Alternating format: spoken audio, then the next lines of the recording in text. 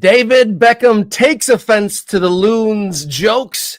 MLS valuations, real or fake, and the NASL back from the dead, baby. That and more on Monday's Morning Kick Around.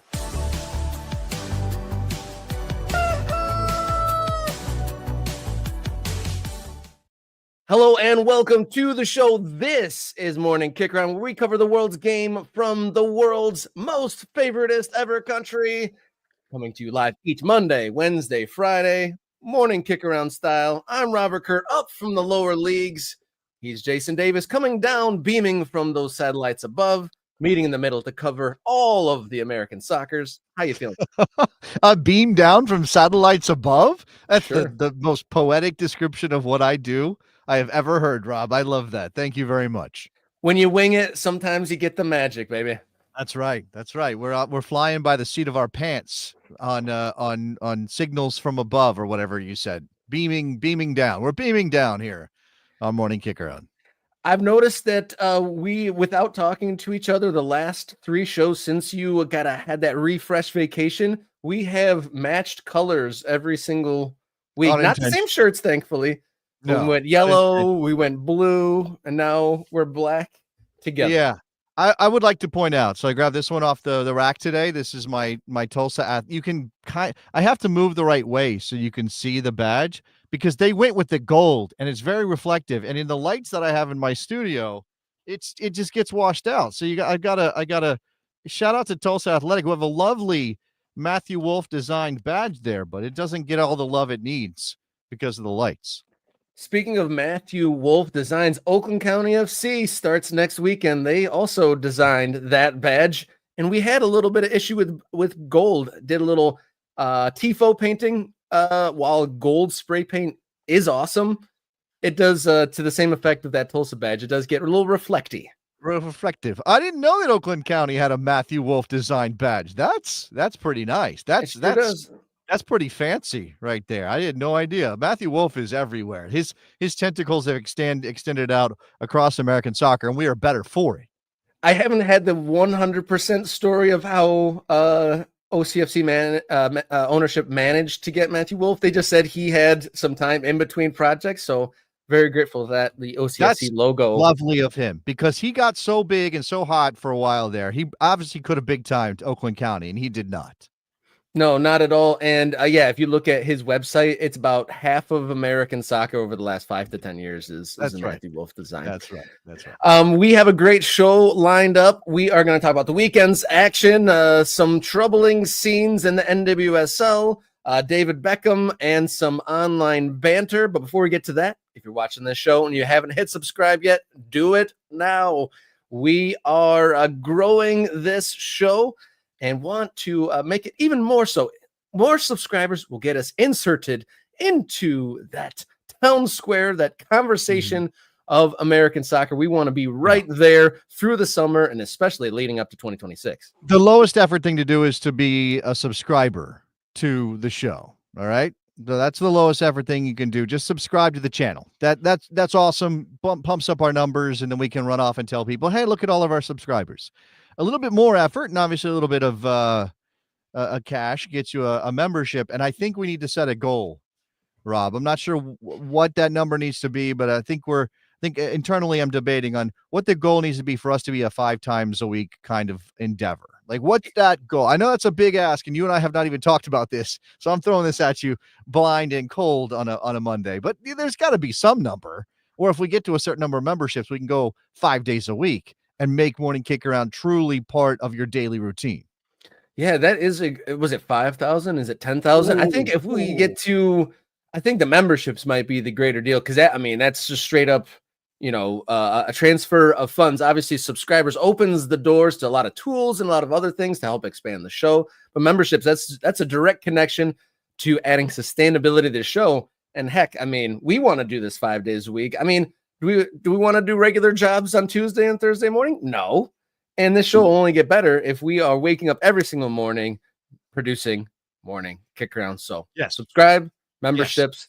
Let's do this. And to answer your question, Wing Hero, I don't know how much PSG versus Inter Milan we're going to get to, but I do feel a little bit justified PSG being actually legit good. So there's no shame for my team overseas, Liverpool, losing to them. They're obviously a class squad this year, so no shame. Yeah, but you couldn't even beat a dead in the water Arsenal team. What's going on, Rob? Do we need to talk about this? I'm just kidding. I'm not opening up that can of worms. I'm just kidding. It's like, okay, so if we get like 100 members, we'll do the show tomorrow and we'll cover the whole boo gate and all that stuff that happened. Boo gate.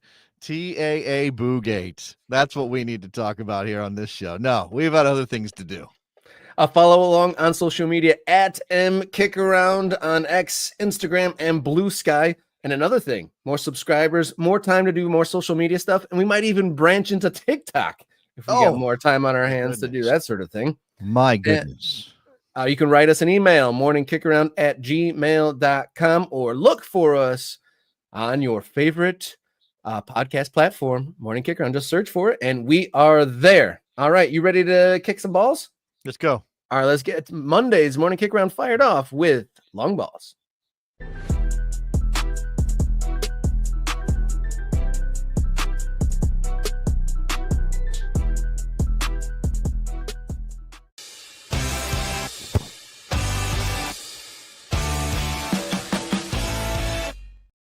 All right, long ball number one here for Monday, May 12th. We got some heavier topics to cover here, so we're going to come back with, we're going to start the show with on-field action on Fridays. We asked for the Fab Four. Each member of the show, myself, Robert Kerr, him, Jason Davis, producer Jenny, and you, the chat, picked, the games we were highlighting on the weekend. So we'll kind of take a peek back and review if those were in fact the good games, and maybe take a couple pieces here and there. Jenny led out the gate with Vancouver versus Los Angeles FC, the end of match day 12 in Major League Soccer. And Vancouver battled back from a 2-0 deficit to show why they are the class and they've got some staying power this season. Yeah, obviously we're with this game being in Vancouver, you're giving an edge to the Whitecaps, especially considering how good they've been this season. But you never count LAFC out of any game at this point, even if they are not necessarily as sort of dominant a version of LAFC as we may have seen in the past. I mean, they still have Denis Bouanga, who is one of the 2 or 3 best attacking players in this league. But yeah, for Vancouver, you don't want to go down 2-0, but you definitely want to fight back and level the scoreline if you get it. It proved to be a great game. I mean, we didn't get a winner that's the thing you care about. Is like very close. That last 5-10 minutes of that game was like hockey. It was like chance, run down the other end, chance, run down another chance, and they just wasn't enough to get in the back of the net to get the winner, because there was plenty of opportunities for it. Yeah, maybe a little El Clasico kind of vibe for those teams after what we witnessed over in Barcelona this weekend. Yeah, that's a parallel, right? Vancouver versus LAFC, Barca, Real Madrid. We can draw that parallel. The same. Yeah, 100%. They go back so long, their history. No, of course not. I mean, no, we're not putting it on the drama and the subplots of El Clasico, but we're saying like these are 2 very good teams in Major League Soccer. When they face off against one another, you want to see them be very good and entertaining and interesting, and we got that. We got that in this game. And this doesn't change, I think, anybody's perception that Vancouver is the best or one of the best teams in Major League Soccer. Now it's about staying power. Right now for them, and of course the CONCACAF Champions Cup final is coming, and they'll have that circled on their calendar, even as they're like, okay, got to stay strong in the league, got to continue to challenge for supporter shield, but obviously MLS Cup. Before we move on, Bouanga, too good for Major League Soccer? Should he move on, or is he just like at that right level, just be an elevated player at this stage? Well, I'm going to be selfish and say I don't want him to go anywhere. He's fun to watch. Of course, I want him to stay in MLS. Does he have, is he a Cucho Hernandez kind of player where there could be a destination for him abroad? Absolutely. Absolutely. I don't know what kind of offer it would take. I know I think he just had a contract negotiation happen. So there's reason. MLS cannot be a league that holds on to players to the detriment of those players' career, to the detriment of the league itself, in terms of being a platform for players like Cucho Hernandez or others to play at a higher level, and then that reflects back well on Major League Soccer, right? That's Yeah, totally and to be fair, Major League Soccer is just now starting to shake that, because there was a time where going to Major League Soccer, you were kind of stuck there, and a lot of moves didn't happen because of Major League Soccerism. So they definitely don't want to reverse course there. Game 2 from our Fab 4 review. Jason, you plucked a matchup from the USL Championship, New Mexico and Phoenix Rising, a battle in the Southwest of the United States in the championship. Yeah, I mean, I picked it because I had just received my. Oh, Rob, are you okay? All right, they're live shows. That's what happens. I picked it because we had just gotten our New Mexico United jerseys from our friend Ron Patel, who had been on the show. And last place, Phoenix Rising, went to Albuquerque and won the game. Now, it helped that there was a red card in that match for New Mexico United. It helped Phoenix's chances, but a little bit of a surprise, a little bit of a shock in terms of the result, even though I picked it mostly because there is a rivalry there, as our friend Nicholas Murray pointed out in our chat on Friday. So it's not like I just picked something that nobody cares about. These two teams don't like each other in that regard. And I thought, hey, maybe there's something here. And sure enough, we get a result that maybe surprised some people, because New Mexico has certainly had a much better season so far than Phoenix Rising. The third game of the Fab Four I picked, a little bit of a troll pick on my behalf. It was a bit of a toilet bowl pick. Toronto versus DC United. Who would get a rare win? And it turned out to be Toronto? What? And the goal scorer, Lorenzo Insigne? What? So didn't expect that. Said some not so pleasant things towards the Italian for Toronto, but he ends up coming through with like his third goal in like a year. Never go in against an Italian when that's a Sicilian, the specific kind of Italian. All right, I messed up the Princess Bride quote. Well, this isn't live, so we can just try it again. We'll just fix it in post. No, look, DC's in trouble.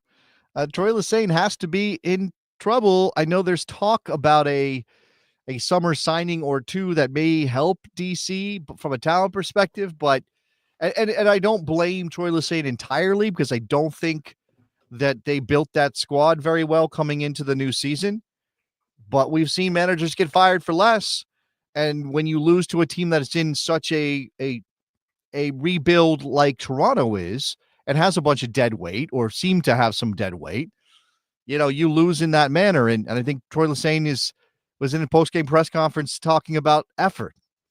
And you're talking about effort, that's the last refuge, right? That's the real warning sign that things might be coming to a quick and swift end. But I'm not hoping for that for Troy Lesesne. I'm hoping that DC finds a way in the summer window to bring him some players. But in the meantime, like as you drift further and further down the table, is your season salvageable becomes a question.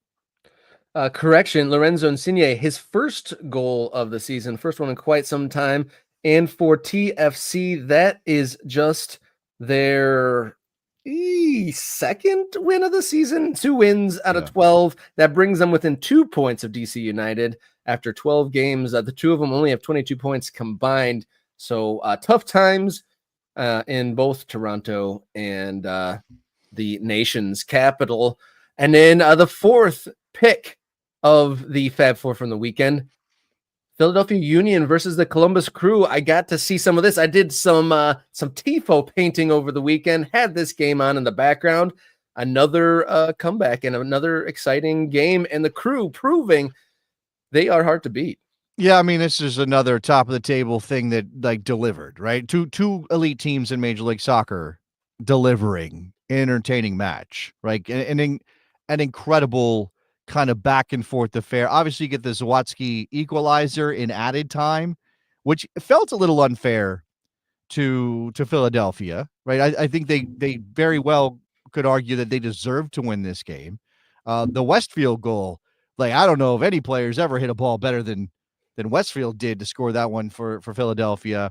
Ty Baribo, I think that was his first goal in a while. He had led the league in scoring off of a very hot start. I double check that, but I know there's also an offside goal, but good to see him back on the score sheet. I imagine if you're a Philadelphia Union fan, the Arston goal, lovely stuff. Got a chance to talk to him on the radio last week, so I'm going to take some credit because clearly coming on the radio did well for Max Arston. It was also obviously getting some love as a U.S. international. And it was interesting to hear him talk about the difference between playing for Columbus and for the national team, because they play a back four with the national team. He plays with a back three in Columbus. So he is a wing back, and he is a guy who gets up the field. And there it was in evidence with that goal, which at the time was an equalizer for Columbus before Philly added one. And then again, Zawadzki with the added time equalizer again. So incredible stuff.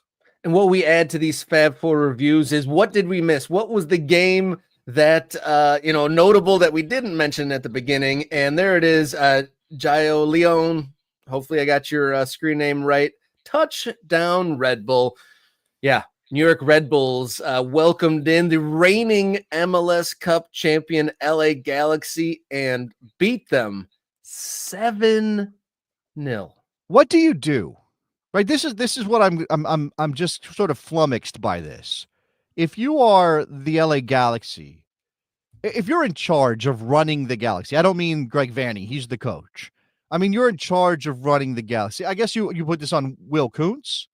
Right? You have to lay it at the feet of Will Kuntz. Will, what do you do? It's his job to build the team. Maybe he doesn't write the checks. Maybe this has to go up the ladder even higher to the AEG people and all of that. But what do you do when it's this bad?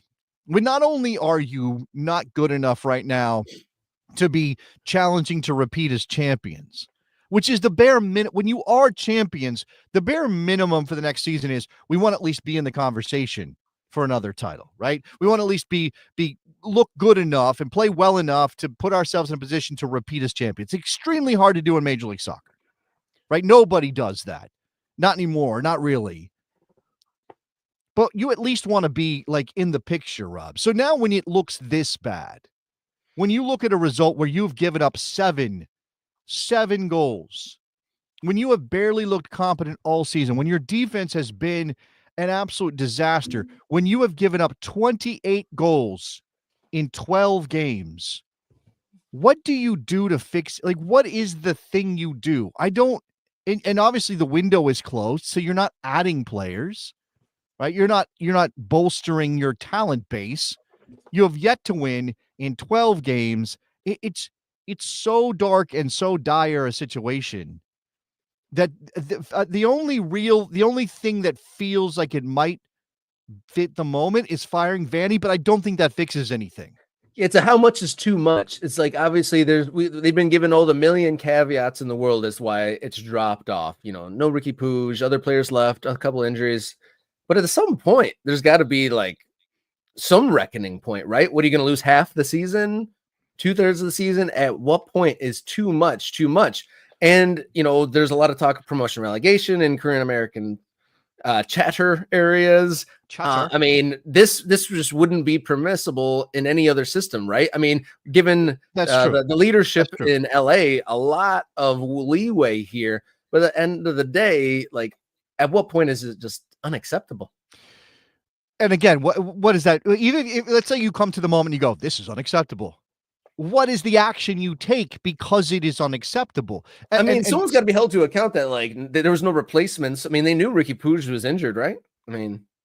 Yeah, but there are constraints on them via the rules. And I will agree with what Ian says here, that my first thought was when they had a bad start was that it had to do with Puig missing, but missing a creative midfielder doesn't explain letting in 7 goals. I would agree with that, right? There might be we take Puig out and the system kind of changes, and now we got to figure out how to account for the fact that we can't possess the ball like he does and advance the ball like he does and things like that. But you shouldn't be you should be consolidating defensively so you don't give up 7 goals. The thing you do typically when you don't have your attacking weapons is to do that thing. You don't want to park the bus generally. No coach really wants to park. Okay, Sean Dyche wants to park the bus. Some other coaches don't really want to park the bus. So, but you still want to be defensively sound. So you put players behind the ball. And now you're saying, all right, let's stay organized.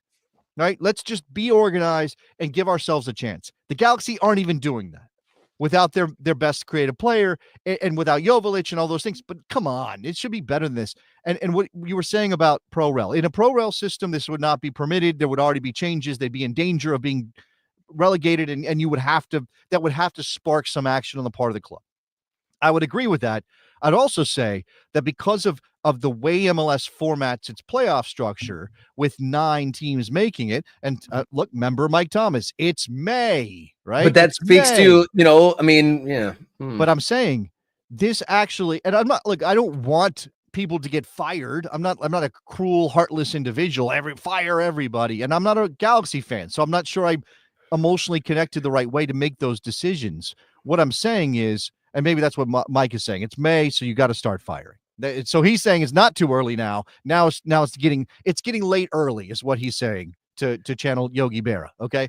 What I would say is because the playoff net is there, you always can convince yourself, we'll get hot. We'll get hot and we'll finish 9th and we'll do it in Atlanta and we'll push ourselves. Maybe we'll get a chance to do something in the playoffs, right? In any other league, the Galaxy are in danger of relegation at this point and they're panicking. They are, and look, I'm not saying 13 points isn't a lot, but they're 13 points off of a playoff spot. If this was, hey, you've got standards and you're supposed to be challenging for a title and there is relegation on the table, then there will absolutely be changes. 100% there'd be changes. But they can always go, well, who knows? Maybe we win 4 straight and then we're back in the picture. But they haven't been that team yet at all or shown signs of it. Yeah, we'll see. From my cursory research, it looks like this 7-0 drubbing equals the biggest blowout in Major League Soccer history. And Galaxy were on the other end of that score line a long time ago. It looks like back in 2022, it wasn't too long ago, there was a 7-0 in Philadelphia versus DC, Atlanta, New England, 2017, 7-0. And then back in 1998, LA 8, Dallas burn 1. So a big disparity there. And, not even getting the one, not even getting the cursory Brazil 1 goal, against Germany back in the day. You got to get at least one, some sort of a too little, too late sort of efforting, but didn't even get that. We shall see what happens in Los Angeles. Because what if they get rid of the coach? Does that sully the relationship with Ricky Puig when he does eventually come back? Right. Yeah, you do have to worry about that stuff. You do. I mean, your future is tied to Ricky Puig. When he gets back on the field, it'd be too late to save the season at that point. So again, what do you do? What do you do? Long ball number 2, back from the dead, the North American Soccer League. New appeal in its antitrust suit versus the USSF and Major League Soccer.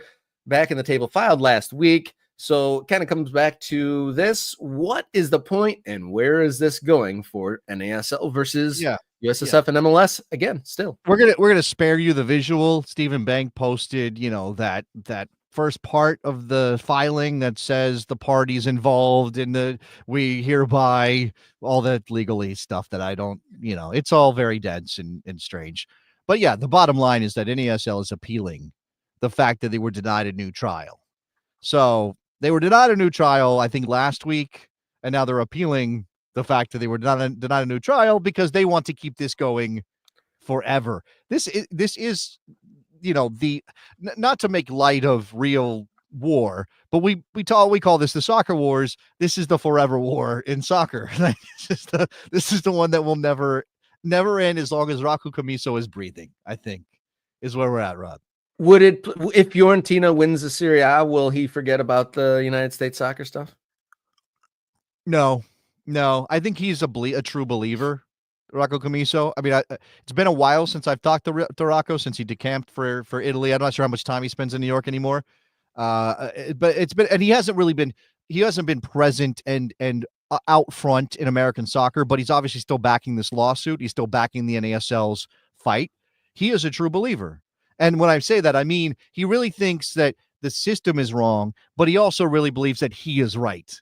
So as long as Rocco Camiso believes he is right and U.S. soccer is wrong, he will continue to fight, and there will continue to be lawsuits and filings and appeals. Got to respect the passion. It's kept USSF and MLS on their toes at the very least. If nothing else, they've had to stay on their toes. I would say, we'd have to do a full accounting, an audit of everything that's happened since the lawsuit was originally filed and the way that this is played out.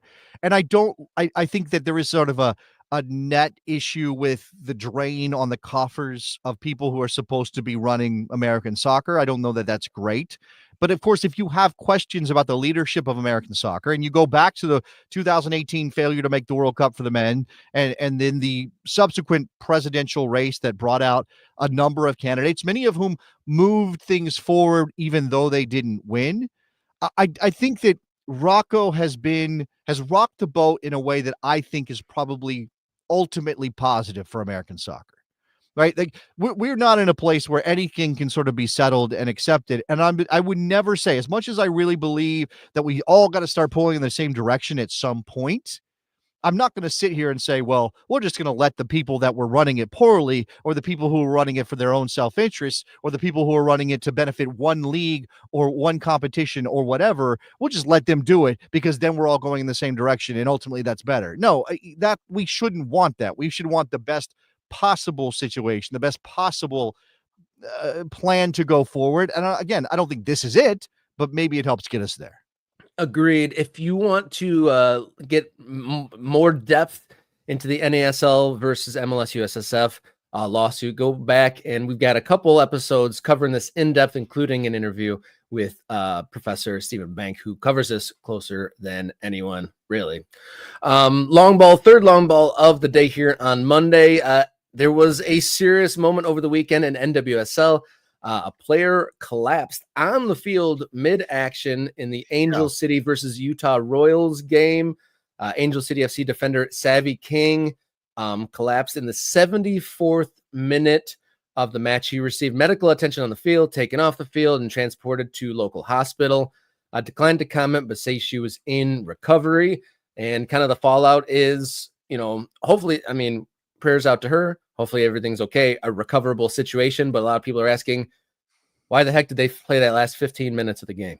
Yeah, let's first mention the story that we're kind of grabbing some stuff here, and I'll encourage people to go read Ashley Pellet and Meg Linehan, or Pellet, excuse me, Ashley Pellet and Meg Linehan at The Athletic. So again, the headline is, after SAVY King's on-field collapse, why wasn't Angel City's match canceled? And the statement from the NWSL reads, league protocols were followed from both a medical and game operations perspective. We are grateful to the Angel City medical staff as well as to local paramedics who handled this difficult situation seamlessly. As always, the NWSL will review and determine if changes to that protocol need to be made. So, I think if you just talk about okay, we got a protocol, fine. But where's that leeway, that room to say, wait a second, how can you ask any player, but especially SAVY King's teammates, to go on playing the game at a high, at the best level they possibly can, with the most effort they possibly can, in a game that ultimately will mean something in the standings down the road, or has stakes to it? How can you ask them that? I don't understand how you can be like, you know what? You just watch your player get your teammate get chest compressions on the field. Please go try to score a goal. What is that? That's crazy. Well, it is kind of the callousness of competitive sports in general at all levels. I've seen some heinous things, take a couple minutes, be somber for a minute, shake it off, and then go right back to it. As a very young child, I remember in NFL, Detroit Lions player was literally paralyzed on the field, and then they came back and played the game. Just like Eriksson from Manchester, or in the Euros a couple years ago, had a heart attack on the field. I believe they played it, didn't they? Or did they come back the next day? But either way, some harsh things have been, clap the person off and then come back and play the rest of the game. It's almost like the grind of the schedule becomes too much to consider the humanity of what we're doing. Yeah. And so the thing about this moment, so again, Meg and Ashley writing at The Athletic, they took a look at the league's policy manual, and it basically says that when you have a delay like this, when you have a serious incident, a serious issue, a medical event, and it takes this long, the league then makes the decision. The league then decides, and ultimately it comes down to the commissioner, Jessica Berman. That's where the buck stops. Other people can be involved in the decision, but it's ultimately, imagine that somebody called Jessica Berman, right? If she wasn't in the building, somebody called her and said, hey, SAVY King just went down and they're doing chest compressions and they're going to take her to the hospital. Should we continue this game? Go for it. please continue the game. I mean, that I guess this is also, it's interesting to wonder if it's the line between the game being officially complete, right? So if you don't play 75 minutes, the game is no longer, the game is not complete. It's an incomplete game, which means then it has to be replayed or has to be picked up from that moment, right? You end up have scheduling issues and logistical things you got to deal with. She went down in the 74th minute. And so if she goes down in the 74th minute and you then say, well, we're going to stop the game. We can't ask these players to continue play. This is the wrong thing to do to continue this game. Then you are saying it's an incomplete game and now you got to come back and finish it. And the alternatives are not great, I guess, but it is callous when you think about the human aspect of sports. We love watching players play, and obviously it's human interaction and human achievement, but sometimes our bodies don't cooperate. I would also say, let's shout out Megan Reed, who is a defender for Angel City, who's a trained paramedic and helped in the situation. I mean, there were medical people that were involved in this, obviously, that were assigned to the game, which is, by the way, something that maybe we shouldn't take for granted when it comes to NWSL, because it's not that long ago that, this was all kind of almost like a semi-pro situation, and those people weren't on staff as they should have been. And so in this case, maybe SAVY King's life was saved by not just having a teammate who was a trained paramedic, but also by having medical staff that otherwise the NWSL in the past might not have had. So can't reiterate enough. Hopefully SAVY King recovers well, and it was just a momentary thing. We move forward, and hopefully she has a full recovery, and there is the proper solution of whether to pick up games like this or not. Tough call. And producer Jenny with a fact check. In the Erickson case, they did come back after a few hours delay to finish that game in that international tournament. That was a very scary. I mean, this is very similar, right, in terms of what happened to the player and how heart stopping. No pun. For everybody watching, how hard it was to watch this, and certainly the biggest thing here is that SAVY King recovers and is with us. Indeed. If you haven't already, you're watching this, and that button at the bottom underneath the screen doesn't say subscribe yet, click the button. Doesn't cost you anything. You don't get spammed with anything, and you help this channel expand, continue to grow, and work towards sustainability. We talked about it at the open. We're going to try to start manifesting a 5-day-a-week show, right, Jason? And absolutely. So with every subscriber, every membership, we get closer to that.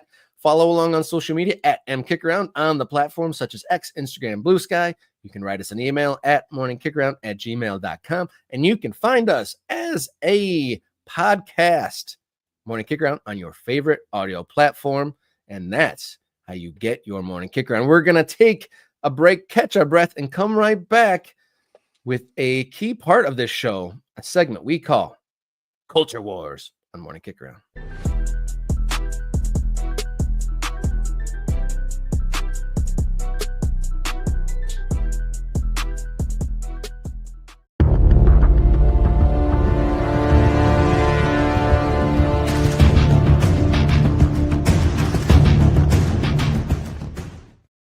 Hello, my name is Robert. He's Jason, and this is Culture Wars, very much a core component of this program. And this next story kind of brings us to the heart of it.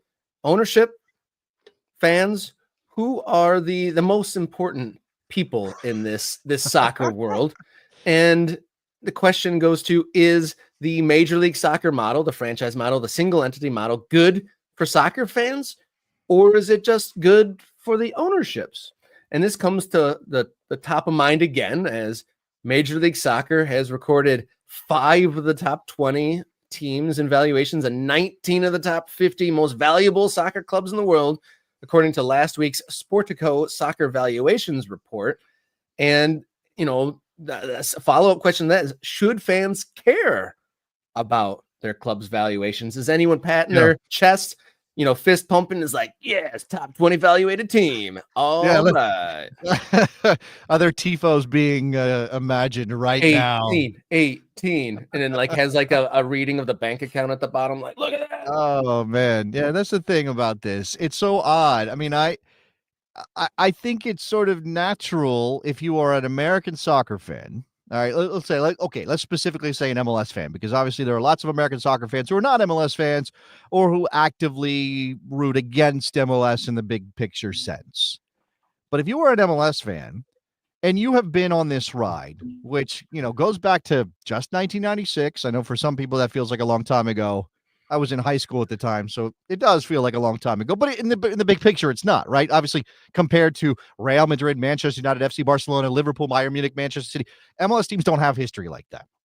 So when you are an American soccer fan and everything feels like a fight for respect, when you see that MLS teams, and there's the very first one, Los Angeles FC, $1.28 billion valuation according to Sportico. Oh boy. When you see that number, you might go, oh, that's awesome. Look at how far we've come, Rob. Look at how far Major League Soccer has grown, how much it's grown in the past 30-something years. Now we have clubs that are right there next to Inter Milan, AC Milan, Juventus, Dortmund. This is incredible. This must mean that MLS is a success. I mean, again, I think I understand the natural inclination. But of course, if you just kind of uncover this, if you dig a little deeper, I guess, or if you kind of look a little closer to at this, first of all, notice, and I'll go back to those revenue numbers. There's quite a bit there, but we'll get to that. Yeah, Chelsea is number 10 with $590 million of revenue last year. LAFC is number 16 with $142 million in revenue. And the drop from Inter to LAFC, who are separated by one place, and $0.02 billion. Is that what I got there? $0.02 billion difference? Yeah. What is that in actual, without saying bill? I don't know. Their revenue difference is massive. Massive. So what's behind these valuations? Well, it doesn't take a genius to understand that what's behind these valuations is single entity. What's behind these valuations is a lack of promotion or relegation. What's behind these valuations is also a clear interest on the part of very wealthy individuals to be involved in soccer and choosing to invest in MLS. Now, it's possible that the landscape changes here. Now, look, there's been plenty of American investment in other leagues. In fact, you look at the top of the list. How many of these clubs have American investors, Rob? Lots of them do.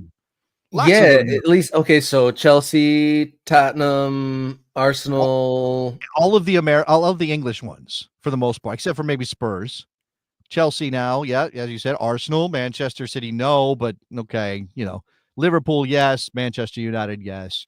Right, the English club. There's American investment in foreign clubs, but what I'm saying is, as you've watched MLS become this sort of prestige property, is that the way to describe it? It's sort of like, okay, so I'm gonna sound very pretentious here for a minute. It's like I went on vacation in Napa Valley with my wife. Oh, for a week, and you notice something. There's lots of people who are buying wineries just because they want to own a winery. Is it a good business, that winery? Are they going to make a bunch of money on that winery? Or do they just want to be able to say, I own a winery, or 2 or 3 or 5? That's kind of what MLS is. Lots of these people are invested. Maybe they want to make money, but they want to make money in the sense that the more people that invest in this and prop each other up, the greater the value of the club. That's where you're going to ultimately make your money, not in terms of revenue. You're not making a profit year over year. What you're doing is saying that, oh, this is like my house. I'm putting money into my house every year. I'm not making a profit on my house, Rob. I pay my mortgage. I have to pay upkeep. You know how this goes. Oh, yeah. You just had your HVAC system replaced not that long ago. I remember you telling me that. That's not, you're not going to see a return on that money until you sell your house, right? If ever, right. And that's kind of where we are with MLS. So I guess, again, I'm curious, should MLS fans care about these numbers? Yeah, let me reframe that. It's like, okay, so what is the benefit to the American soccer fan that teams 16 through 20 on the valuation list are Major League Soccer teams, and there's viewers that are fans of those teams here. So I guess the easy step one answer is like, okay, so if there's money in there, the sustainability, if we're bringing in $148 million of revenue a year, hopefully that means we're not going to just go bankrupt and be gone next year. But with the larger picture of competitive balance and all those other factors, like why would this make, I guess you said you kind of painted out the respect factor being on any list of positive, I guess is something to hold on to. And that's such a small thing. But anything outside of possibly this reflecting its sustainability, how is this good for a fan? Yeah, I mean, so this is also kind of points to that line between being a booster of soccer in America and therefore a fan of MLS as a whole, and being a fan of a specific club and only caring about that club's fortunes. Now, we're only just now in the last 5 or 6 years, maybe, getting to a place where you can take your team's existence for granted, Rob, right? So if you're an MLS fan, if you were an MLS fan for the first 15 or 20 years of the league, an undercurrent of your fandom was, will my team exist next year? And will my club, or not just my club, will my league exist next year, right? Because there was always this question of, oh, MLS is this teetering, tottering kind of business that could go up in smoke at any moment, right? Now we're not in that place. I think it's pretty clear MLS isn't going anywhere. Is it growing? Is it growing the right ways? Is it, doing the right stuff? Those are different questions, right? Is MLS season pass the right move for MLS, et cetera, right? I shout out to my friend Mark Fishkin, who covers the New York Red Bulls on the Seeing Red podcast and been doing it for a very long time. It's not his main job, but he does it because he loves the club. He was just pointing out that for this New York Red Bulls LA Galaxy match, a rematch of the MLS Cup final, that in the pregame press conference, there were 0 mainstream outlets, 0 legitimate sort of big time outlets in the New York area covering that game. 0. Right. It was the long time, I believe Michael Lewis. I think he said Michael Lewis is there, New York based, longtime soccer journalist in America, and himself. I believe that was it. All right. So yeah, I listened in the car. I listened to the pregame coverage of New York Red Bulls versus LA Galaxy, and the subject matter was bleak, and you could tell that they were stretching as like two teams that are unimpressive, trying to figure out some way to sell the game. That's obviously a part of the storyline for what Mark was pointing at, but I just think it does indicate there's not a lot of sort of mainstream interest. So this is a niche investment, and then you see these numbers and you go, oh, okay, well, it's a niche investment, but they're what does this mean for you if you're a fan? And I'm going to throw up again our member Mike Thomas's comment. The valuations just make me angry at the cheap owners that are just along for the ride. Right. The idea being that these valuations point to your investment is actually doing really well. Why aren't you spending more money to make your team more competitive, to do better? DC United is number 36 on this list. That is an insane thing. Yes. That is insane, Rob, considering how bad they are right now, how poor they've been in terms of building interest. I live in the DC metropolitan area. DC United has deeper history than any MLS team outside of LA in terms of the Galaxy. And they barely matter here, right? They barely matter here. Do they make the 10 o'clock news highlights or anything? I don't watch the 10 o'clock news because I'm a modern person and who watches regular TV anymore, Rob. But that's a barometer of if the local media cares, I guess. No, it is. But I don't see DC United stickers and license plates and various accoutrements that people display when they're out and about in the world. I don't see a lot of that. Right. Again, DC United exists as sort of this memory, this echo of like, oh, yeah, we had a soccer team. Now, I think it's hard when you're an MLS 1.0 team to matter in 2025 in a real way, the way that some of these newer teams can kind of impact the market in a big way and hit social media and that stuff. That's a good point, because a lot of those top evaluated teams are newer than the prestige ones. Yes. There's not a lot of MLS 1.0 teams. The Columbus Crew they have a brand new stadium. By the way, DC Stadium is a part of this too. Right. That's why they're valued at what they are, because stadiums matter for that. Austin is there. That's a newer team. Seattle is there. They don't have their own building, but they're just a bigger presence. I mean, again, what does this mean for MLS in the big picture sense? I think I don't think you should be mad at it. Like, I don't think you should be angry that MLS teams are here, because ultimately it doesn't really matter all that much. You can just be like, well, it'd be nice if these numbers reflected some other standing in world football that lined them up more closely to the other clubs on this list. Like again, even the English clubs like Bournemouth and Brentford and Palace, we know why they're there, right? TV money. TV money is why they're there, right? So you can kind of again pick apart. So it's because there's this distinct difference in sort of why these teams are on this list that I think it kind of robs it of any real value. Yeah, would you rather have your team on this list, or would you rather have your coach uncomfortable after losing the opening 12 games of your season? I mean, maybe there's a little bit of a juxtaposition there, but that is Culture Wars for us on Monday. And if you hadn't hit subscribe yet, you don't want to get more of this, hit the subscribe button now. No effort, doesn't get you spam. You just help this channel expand. One step farther, become a member. When you become a member, you get early access to videos, you get bonus content, and there is some bonus content waiting in the wings on the channel. And then priority access to commenting and a whole lot more emoji stickers and all that YouTube stuff. You can also follow along on social media at mkickaround, X, Instagram, Blue Sky. That doesn't charge you a thing. And then you can also write us an email, morningkickaround@gmail.com. And if you like podcasts, we are also a podcast. You can search for us on your favorite podcast platform just by searching Morning Kick Around. All right, catch our breath, get a drink of water, come right back with our final segment of the day. We're going to ask the big question here on Morning Kick Around.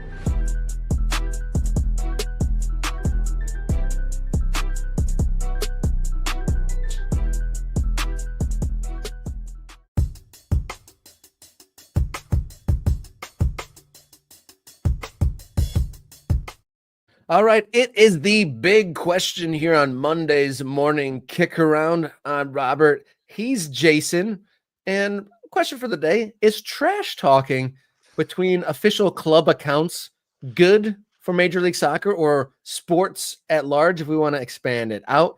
Was David Beckham a poor sport, or did he have a point when he said, be elegant in victory, when Minnesota United took their official account to troll Miami after their loss, the biggest loss in Miami history? Yeah, I like how our banner here that producer Jenny has thrown up says inter-club trash talk. But that's like a double meaning, inter and inter, right? We get both inters involved in this. I'm not sure. Okay, what's the sequence of events here, Rob? Because we've got images, right? So we've got this thing, which is a picture of Minnesota United players celebrating. There, you see some frustrated Inter Miami players. That Jordi Alba. We got some angry Inter Miami players, and then by the way, that's a weird shot of the standings. Minnesota's like, well, look at us. We're higher in the overall table by a single point and in fifth place. I just, that's a strange one to me. Yeah, sick burn, guys. Sick burn. I would have cropped the 5 and the 6 out, maybe. Yeah, maybe, but we don't even know that that's points. We have to guess, right? We have to guess what those are because they didn't put they got to put anyway. And I'll put a caveat on, it was the worst loss Miami's had when Messi has been playing. When Messi's been playing. Right. And I believe this is their first loss of the year with Messi on the field, right? Messi didn't play okay. Pink Phony Club is what Minnesota United posted to their official Instagram account with this photo. This is what got David Beckham a little salty. And he said, show a little respect, MNUFC, be elegant in triumph. David Beckham went full dad. Obviously has a vested interest here as an owner of Inter Miami. Who looks worse here? Minnesota United for taking a shot, a reference to a song that, okay, Pink Phony Club instead of Pink Pony Club. Is that what it is? That's the one. Yeah. David Beckham. Who looks worse? Minnesota United for that crack or David Beckham for clapping back with a dad comment? I am pro sportsmanship. I don't necessarily like the official clubs. I mean, fans is one thing. You're the fanatic. You're someone that supports the club so much you can sometimes go outside the bounds of normal behavior. You are a fanatic of the team. But when the club itself is doing it via the social media, it's very modern issue to have. But I don't think it's the best look for the official club to do it. I don't think Beckham is necessarily out of line here, but he does open himself, like anything internet culture. If you open yourself to any sort of genuine expression, Yeah. you become a target of ridicule, and it shows that it got his goat a little bit. David Beckham, I'm sure, doesn't like losing a 4-1, hasn't lost a lot of games that way. I'm sure there's some rumblings with the big egos that are on that Inter Miami team. So it kind of exposes themselves as being perhaps sensitive. If it's ignored, it just rolls off. It doesn't matter. It shows that he's checking the social media after his team's loss, and it bothered him. Yeah, I think so. Shout out to my friend Wes Burdine, who a lot of you probably know and maybe follow on social media. Wes is an unrepentant Minnesota United fan. Like, there's no denying his complete and utter in the tankness for Minnesota United, and he is enjoying this. He loves this. And there's also this tifo that made part of this story. History over hype, culture over clash, says the tifo from Minnesota United's faithful. And then Minnesota United, they posted this to Instagram. 49 years and counting. Now, okay, let's maybe unpack the history just for a little bit. We're linking clubs that don't really have. Yeah, I noticed that too. It's like 49. That's a long time in American soccer history. Yeah, Minnesota United hasn't been around for 49 years, and even if you want to go like Minnesota Stars, I mean, that's still people once said the words Minnesota United 49 years ago. Yeah, I mean, what are we talking about? The Kicks? Are we tying this to the Minnesota Kicks for real, Rob? And I will point out that, while Miami hasn't had a team for that kind of history, the Fort Lauderdale Strikers play in the same place that Inter Miami plays in now, and they go back to the NASL days. I guess what I'm saying here is nobody looks great. Everybody kind of looks crap in this situation. I don't think it benefits David Beckham, however, to respond. And look, I do think the storyline of everybody hates Miami is ultimately good for MLS. Like, I definitely think that brings more juice to regular season matchups than would otherwise exist. Right. And I don't think you have to hate Lionel Messi to not like Inter Miami and sort of what they seem to represent. I don't know that any MLS team gets to claim that they are, they are somehow the organic, platonic representation of great soccer clubs or something, or history.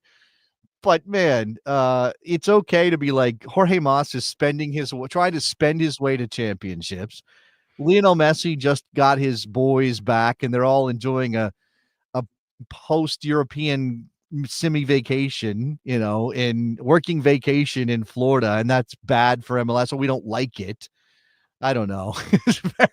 Mike says it. That's what. Yep, there it is. I wouldn't ordinarily like it, but if it's Miami, go for it. I'll allow it, right? They're the exception to this rule.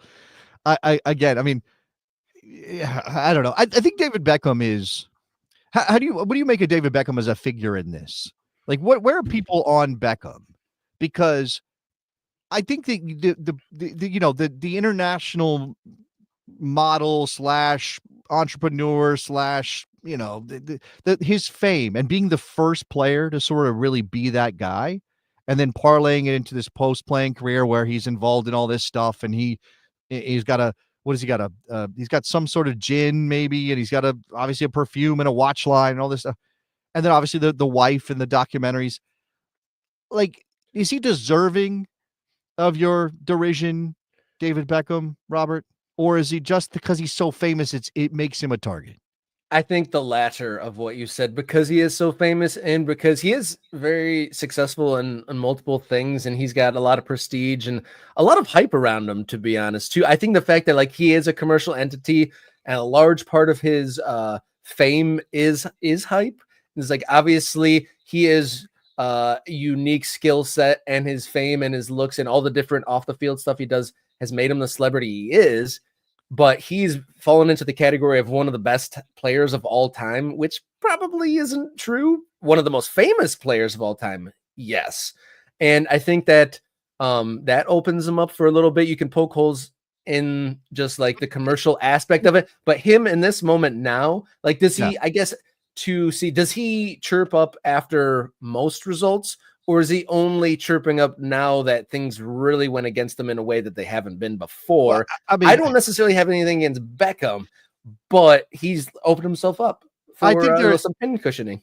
there are lots of people who believe that we are sliding in a negative direction when it comes to general behavior in society and how we comport ourselves. But that's been happening since the beginning of time. But Rob. also at the same time, social media has allowed people to not stay in their station. Like, at no other point in history could just some random Joe Schmo and be like, David Beckham, you're a dick. And he would like pull up his phone and see that. That's true. And as somebody who is, one billionth the fame, has the 1/1 billionth the fame of David Beckham, at points during my broadcasting career, I have run up against people who just want to be dicks to me because of me being on the radio or whatever. So I can kind of put myself at least in the sense that, like, what did I do? All I'm doing is being successful on some level, and then you hate me for that. That feels like maybe part of what the anti-Beckham thing is. But this, to be a scold, is never a good look. And even if you think you're on firm ground, like, even if you think like, oh, this is what people should do, not be like Minnesota United is being on social media. As you said, this is not where we are societally. This is not where we are in terms of how people respond to that. Instead of, yeah, David Beckham, you're right. Minnesota United, they should be a little bit more respectful. They didn't win the game. Act like you've been there before, that kind of thing. I think Instead of that, has a pretty pretty reasonable take here about, he's pro Beckham. I can see how important it is for Americans to have celebrities to latch onto, and it could help introduce casuals to Americans in MLS soccer. So I'll take it.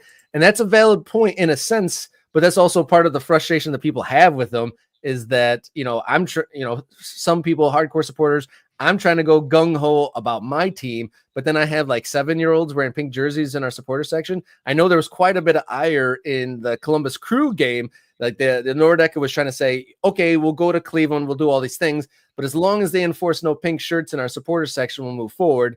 And there was pink shirts in the supporter section, and I'm sure that's the case. And Mike has said it, and when he goes to games, there's pink shirts. So there's a lot of children that are Inter Miami fans. So it's kind of a weird place to be as far as folks who are trying to take it seriously. It's like, obviously you want new people to join in, but not to, they don't necessarily. Yeah, well, this is the traditions of what it is. And Beckham, while it is, I agree with having a good celebrity and he plays a good role. Like, there is a public facing, charismatic person who is the head of one of the major teams. And there's plenty of other teams in Major League Soccer that have some faceless executive they never hear from. And so I do like that we have a character we can look to in this landscape.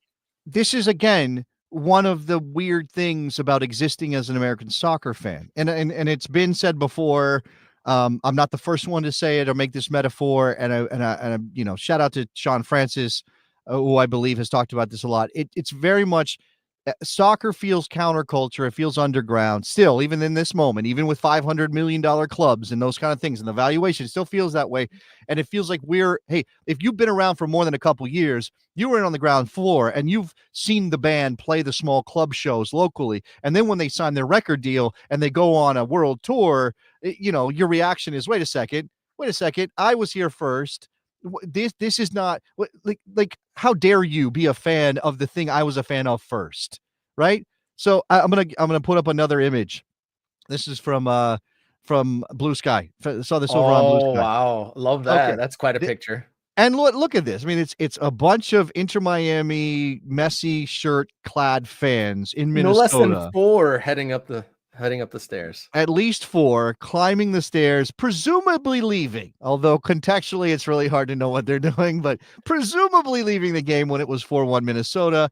And right there on a signboard on the field level, it says "No better supporters."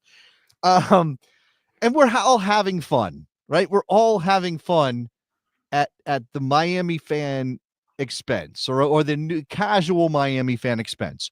But I will point out again, American soccer is not in a place to be choosing, right? We're still not there. And I'm not saying that I'm immune from having fun in this way. I'm not immune from this. Sometimes I get sucked into it. Sometimes I want to do what this is, but we are not.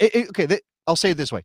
If you want American soccer to continue to grow beyond what it already is, and what it already is a stratified system-ish of leagues doing different things, one of which has a bunch of stadiums and clubs valued in the top 50 in the world and is doing this weird single entity thing, but it's definitely not going anywhere. And you know that you're going to be supporting your team next year. And if you were in a place like Indianapolis or Cleveland or Phoenix, you can dream, and you don't like your local already placed lower division team, you can dream MLS is going to come to your city one day, and that's okay, right? I think it's okay to kind of be on that path. But if you want American soccer to grow beyond what it is, if you really want the league to become one of the best leagues in the world, or you really want us to get to a point where we feel like our culture is fully formed, and now soccer matters beyond just a small segment of American sports fans, then how can you tell these Miami fans, these new Miami fans, these casual fans, the fans who weren't MLS fans before, but Messi showed up, how can you tell them they're wrong for what they're doing? You can't. There's no like wrong way to fan unless you're like physically accosting someone, creating crimes. There's no wrong way to be a fan. But that picture you presented of 4 number 10 pink shirts heading up the stairs with the scoreboard above them reading 4-1 and the billboard below them saying no better supporters is quite the irony. I think that's a good way to wrap up Monday's episode of Morning Kick Around. If you're watching now, haven't hit subscribe, do so now. Join the MK Ultras and help this show become an essential part of the American soccer conversation. And once you've subscribed, take it one step further, become a member. You see the names highlighted in green in the comment section. They are already members. Thank you to everyone who's already joined. And then tip of the hat to the next ones becoming subscribed members of Morning Kick Around. You can follow the show on social media at MKickaround, X, Instagram, and Blue Sky. Write us a note, morningkickaround@gmail.com, and search for Morning Kick Around on your favorite audio platform for the podcast version. What do you think about that, Jason? That is the wonderful job giving out all that information, Rob. I'm a big fan. You got any parting notes? All I got to say is I can't wait. USL 2 action has started over the weekend, and so it's got my blood pumping. And so for the next 3 months, I will be living the life I want to lead as the media director of Oakland County FC.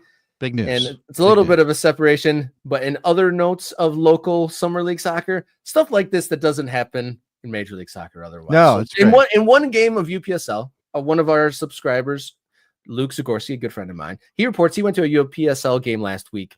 And in one game, a player got his hand stood on broken. There was no trainer there, had to drive himself to the emergency room. Oh, there was a brawl where every single player was involved except for one.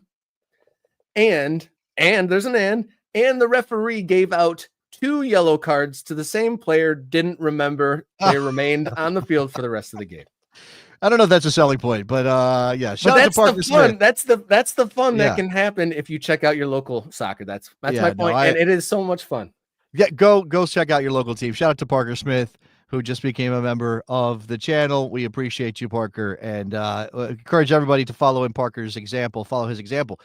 You asked me in the Discord that we have for our members, and Parker will get access to the Discord. Whether or not I have any Virginia Dream gear, because that's the local team for me. I do not. And I need to. I'm being shamed by Robert Kerr, who's out there supporting and media directing for his local high amateur soccer team. I need to follow in your footsteps and get connected to Virginia Dream. So yeah, I'll work on that, Rob. You're shaming. Yeah. You jump in head first, or at least bring the kid out to the first one and go from there. So everyone who isn't subscribed or remember, do so now. And we will see you on Wednesday for the next episode of Morning Kick Around. Until next time, enjoy your soccer.